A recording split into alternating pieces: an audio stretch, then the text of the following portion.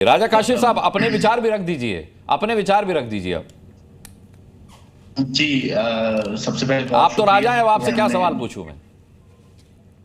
नहीं, आप कर सकते हैं। अच्छा, सबसे पहले इंडिया ने जो मैच जीता है उसकी शुभकामनाएं, मुबारक आप लोगों को। और क्रिकेट है, गेम है, और कभी पाकिस्तान जीतेगा, कभी इंडिया। अगर इंडिया जीते तो मैं बड़े ओपन हार्ट से, खुले दिल से कहता हूँ कि ये बहुत अच्छा था।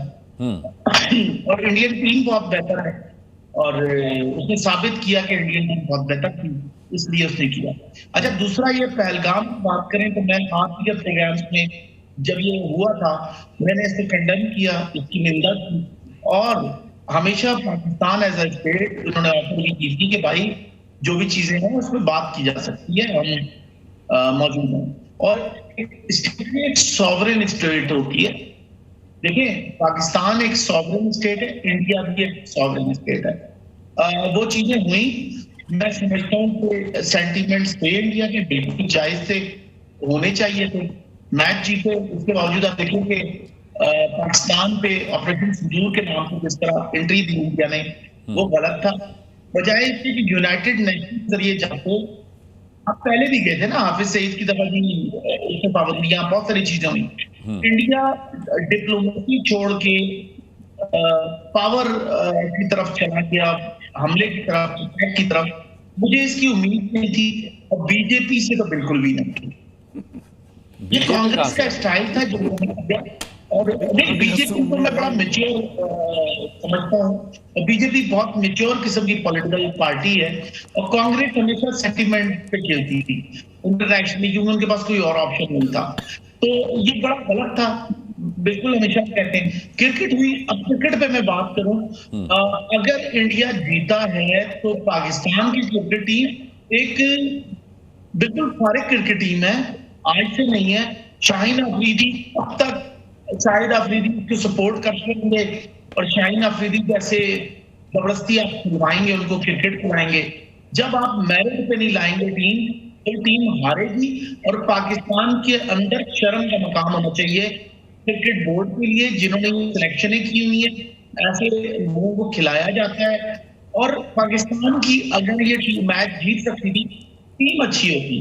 हम ये थोड़ी कहेंगे कि इंडिया की टीम बहुत बुरी थी, जीत गई। पाकिस्तान की टीम तो परफॉर्मेंस देती है तो वो जीतती है, वो जीत सकती थी। अब राजा काशिफ साहब, जब आपके इतने बढ़िया खिलाड़ी शाहिद अफरीदी जैसे लोग पहलगाम पर वहां विक्ट्री परेड निकालेंगे, तो फिर वहां के खिलाड़ी तो खराब होंगे ही। जब आपके पूर्व क्रिकेटर मोहम्मद यूसुफ जैसे लोग हमारे क्रिकेटर्स का नाम बिगाड़ेंगे, तो वहां की जो जनरेशन है, क्रिकेट की आने वाली नस्लें हैं, वो तो खराब होंगी, और यही हार की बहुत बड़ी वजह है। चलिए, मैं लौटूंगा आपके पास। कर्नल यूएस राठौर, मैं आपसे जानना चाहूंगा, कुछ लोग ये कह रहे हैं, चंद्रशेखर लूथरा जैसे लोग, पहलगाम का इतना ही सेंटिमेंट था तो पाकिस्तान के साथ आपने मुकाबला खेला ही क्यों? जरा उनको जवाब दीजिए।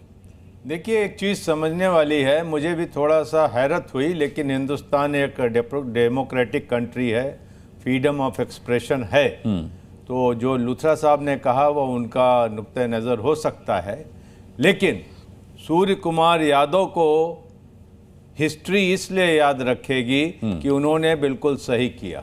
जैसे रामकृपाल जी ने कहा कि जो पब्लिक सेंटीमेंट इसके पीछे था, अगर उसे हम नजरअंदाज करते तो शायद हम अपनी जनता से आंख नहीं मिला पाते। तो ये बात थी सीधी कि जिसके वजह से ये है। लेकिन पाकिस्तान के साथ हम क्या करें? पाकिस्तान के कितने गुनाह हम माफ़ कर दें, नज़रअंदाज कर दें? आज से इतना लंबा इतिहास है पाकिस्तान के गुनाहों का। उसके बाद इसी चैनल पे आके लोग कहते हैं कि पहलगाम हमने कराया। तो किसी के घर में 22 फरवरी को ये अटैक होता है, और आप चाहते हैं कि आज हम आपसे गले मिलें? ऐसा हो नहीं सकता। यहाँ पर हमने जेंटलमैनली गेम की बात अगर आप करते हैं, तो जो जेंटलमैन है उसके साथ हमारा जेंटलमैनरी रिलेशन होता है। 22 अप्रैल सर डेट थी, 22 और अप्रैल। जो भी कर्टसीज हैं पहलगाम वो 22 अप्रैल को बराबर हुआ। के लोगों को दी जाती हैं और बराबर के लोगों से ली जाती हैं। अब यहाँ पर बात है कि हम आईसीसी के रूल से बंधे हुए हैं, उनके टूर्नामेंट कैलेंडर से बंधे हुए हैं, हम उनके साथ हमारा मेमोरेंडम ऑफ अंडरस्टैंडिंग है, बीसीसीआई एक मेजर प्लेयर है, तो हम नहीं चाहते कि इंटरनेशनल क्रिकेट में कोई बहुत बड़ा गतिरोध पैदा हो, फ्रिक्शन पैदा हो, स्टालिंग हो जाए, इसलिए हम खेल रहे हैं। लेकिन अगर हमने हाथ नहीं मिलाया तो कह सकते हैं कि हाथ न मिलाना, यहां हमने अपने अधिकार का उपयोग किया। और दो खेल पत्रकार आज हैं हमारे पैनल पे, यहाँ कौन सा ऐसा गेम है जहां लोगों ने विरोध दर्ज नहीं किया? ना जाने कितने काली पट्टियां बांध के ना जाने कितने ओलंपिक के गेम बता सकता हूं जिसमें जब वो गए हैं मेडल लेने तो उन्होंने हाथ नहीं मिलाया, गुलदस्ता नहीं लिया या क्लेंच्ड फिस्ट उठा के विरोध नहीं किया। ये विरोध करने का तरीका है क्या? वो जेंटलमैनली गेम नहीं है? वो भी तो है। लॉन टेनिस में कितने बार हुआ है?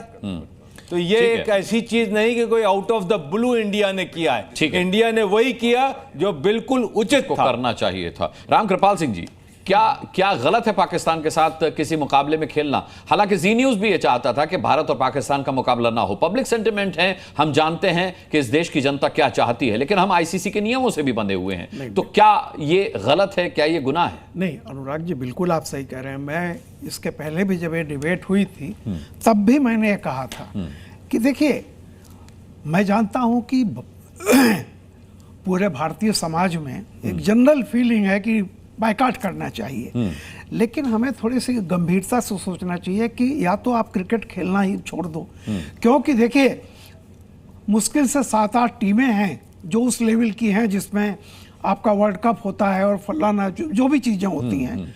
तो अब ये एशिया कप जैसे है, तो कुल मिला के 4-5 टीमें हैं। तो या तो आप ये तय कर लीजिए कि हमें ट्रॉफी जीतनी ही नहीं है, लेकिन आप विश्व विजेता भी बनना हम चाहते हैं, तो उसके लिए जो कुछ जिसको कहते हैं ना कि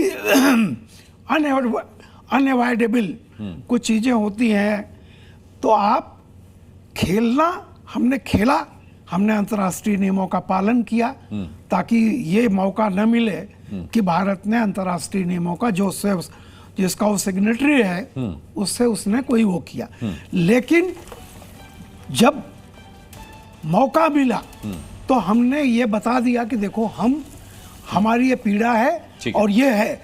आप याद कीजिए सेकेंड वर्ल्ड वॉर का, माओ से तुमने कहा था ज्वाइन फ्रंट, यानी तुम्हारे साथ मिल के लड़ रहे हैं आज, लेकिन याद रखना तुमसे भी लड़ेंगे। ठीक है, ये होता है। ठीक है, सारी चीजें कई बार। दीपक वोरा साहब हमारे साथ जुड़ गए हैं। दीपक वोरा साहब, आपसे मेरा सवाल ये था कि हम आईसीसी के नियमों के तहत बंधे हुए हैं, ऐसे में क्या पाकिस्तान के साथ क्रिकेट खेलकर हम कोई गलती करते हैं?